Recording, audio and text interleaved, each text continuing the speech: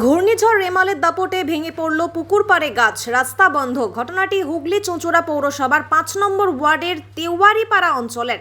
এলাকাবাসীর সূত্রে জানা যায়, কাল মধ্যরাতে ঘূর্ণিঝড় রেমালের ঝড়ে একটি বিকট শব্দ শুনতে পান এলাকায়।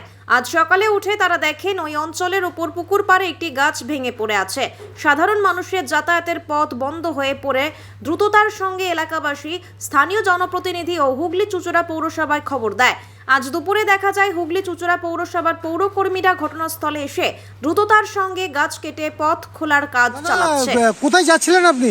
যাচ্ছিলাম এদিকে যাবো চকবাজারের দিকে, কিন্তু যেতে পারছি না, কারণ পুরো রাস্তা যেতে পারবো না। দেখুন না কি অবস্থা হয়ে যাচ্ছে, গাছ পড়ে গিয়ে গাছ কাটিং হয়। কখন হয়েছে এটা কিছু জানতে পারলেন? মোটামুটি 2.5-3 জায়গাতে হয়েছে, এখনো পর্যন্ত কোনো কিছু শুরু হয়নি। তো এইভাবে পড়ে গেল যে মানুষের অসুবিধা হচ্ছে তো? অসুবিধা তো হচ্ছে, দেখুন না সবাই দাঁড়িয়ে আছে, কেউ যেতে পারছে না, টোটো যেতে পারছে, অ্যাম্বুলেন্স আসলে যেতে পারে না, কেউ অসুস্থ হয়ে পড়লে মুশকিল হয়ে যাবে।